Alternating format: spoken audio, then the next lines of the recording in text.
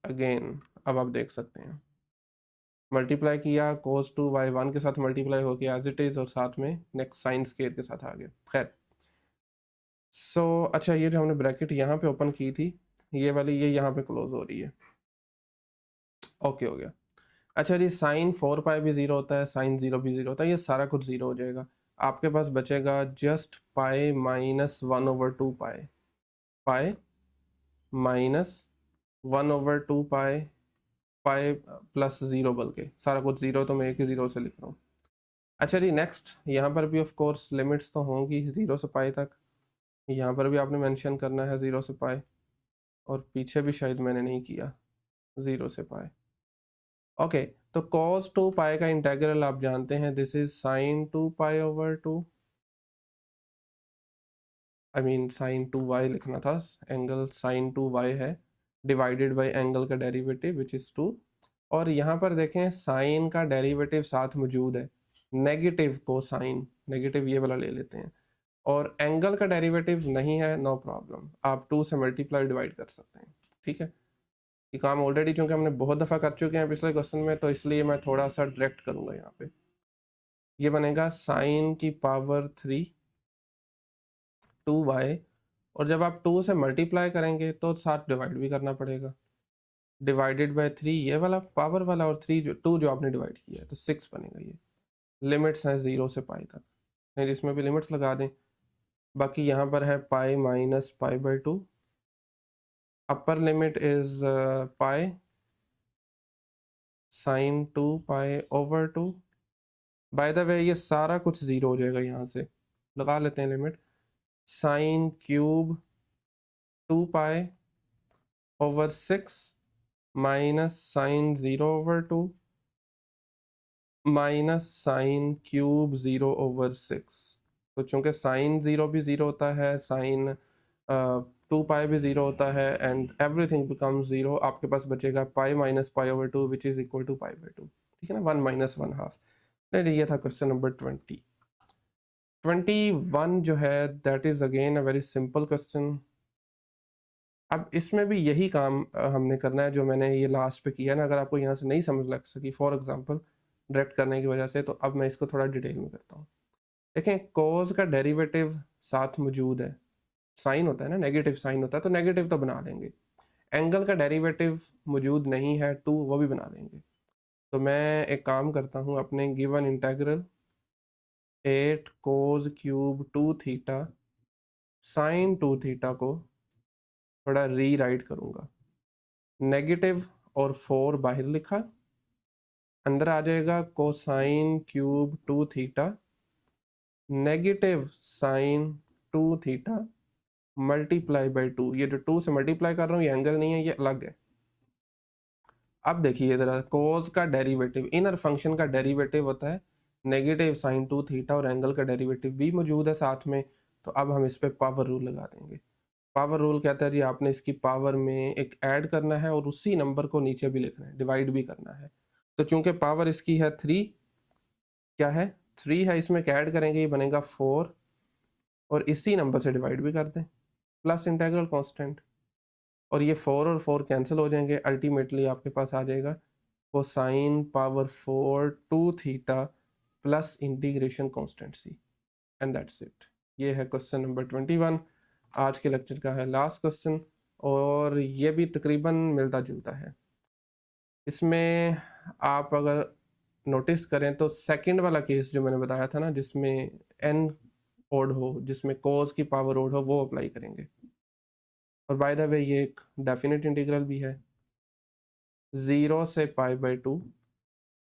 अब कोस की पावर है ओड तो उसको हम ब्रेक कर लेंगे, साइन को नहीं छेड़ना, sine square 2 theta as it is, cos cube 2 theta को हम ब्रेक करेंगे, 0 से पाई/2 integral sine square 2 theta, cos को लिख लेंगे कोस स्क्वायर, बल्कि पहले एक कोस वैसे लिख लें, कोस 2 थीटा, और उसके साथ में कोस स्क्वायर 2 थीटा आ जाएगा, cos square 2 theta D theta.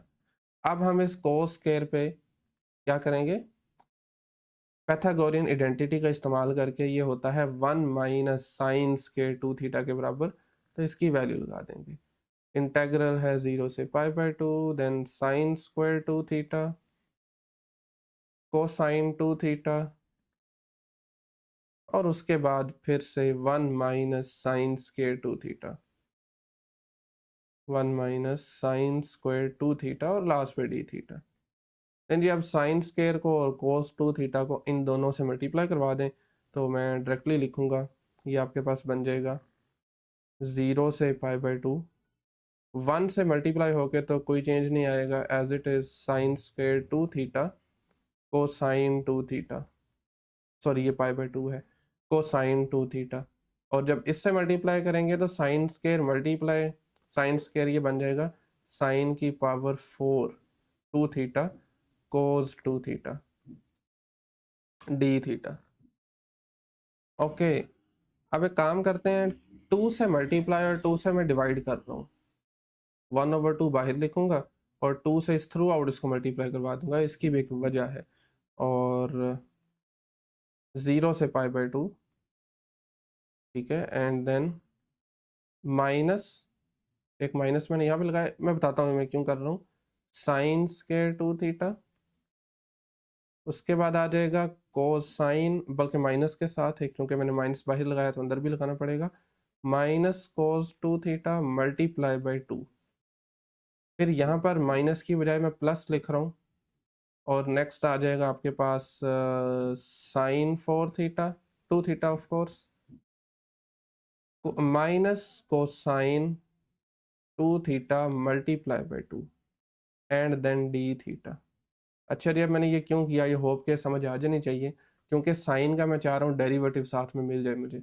Sign का डेरिवेटिव होगा कोस 2 theta multiply by 2 minus cos 2 theta multiply by 2। तो एक माइनस जनरेट करने के लिए यहाँ पे चूंकि माइनस नहीं था तो मैंने 2 माइनस लगा दिए, 2 ये वाला और 2 ये वाला, क्योंकि ये ब्रैकेट है ना, होल मल्टीप्लाई बाई 2 किया तो एक ये भी 2 आ जाएगा, और इस वाले माइनस को मैंने इधर लिख दिया, ये देखें यहाँ पे प्लस है। अब आपको जस्ट पावर रूल लगाना है, दैट्स इट। तकरीबन ऑलमोस्ट क्वेश्चन हो चुका है आपका। 1/2 बाहर रहने दें, ये माइनस भी साथ में आएगा, साइन क्यूब 2 थीटा ओवर 2, ओ सॉरी ओवर 3, जो पावर होगी उसी से डिवाइड करना होगा। फिर प्लस आ जाएगा साइन की power 5 theta, I mean 2 theta over 5। और इस पे अब हम जब इंटेग्रल अप्लाई करेंगे, सो मेरे ख्याल से आंसर 0 आना चाहिए। उसकी वजह ये है कि ये π/2 और 0 दोनों पे 0 देगा, 2 थीटा है ना, खैर देख लेते हैं।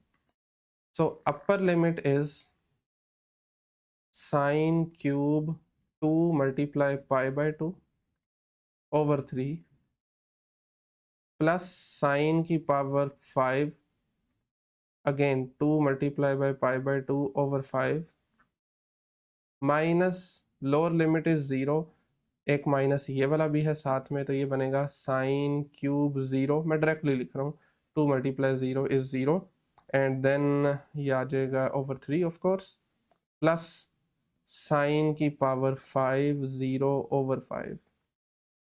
जी अब नेक्स्ट स्टेप में आपने देखें 2 2 से कैंसिल हो जाएगा, ये 2 भी 2 से कैंसिल हो जाएगा, सो साइन क्यूब पाई है, साइन पाई 0 होता है, यहाँ पर भी साइन पाई 0 होगा, और साइन 0 भी 0 होता है, तो सारा कुछ 0 हो जाएगा। आप चाहें तो एक बार लिख भी सकते हैं 0/3 माइनस 0/3 0/5 प्लस 0/3 0/5 अगेन, तो 0 divided by any non zero number is equal to 0, सब कुछ 0 हो जाएगा, बाहर 1/2 है, मल्टीप्लाई करने पे वो भी 0 हो जाएगा, नहीं द आंसर इज 0। तो ये था क्वेश्चन नंबर 22 एक्सरसाइज 8.3 का। आज के लेक्चर को मेरे ख्याल में हम यहीं पे एंड करते हैं, नेक्स्ट लेक्चर में इंशाल्लाह हम 23 से स्टार्ट करेंगे। सो इस लेक्चर में अगर कहीं से कोई भी क्वेश्चन क्यूरी हो तो आप कमेंट सेक्शन में पूछ सकते हैं, अदरवाइज़ मिलते हैं नेक्स्ट लेक्चर में, तब तक के लिए अल्लाह हाफिज़।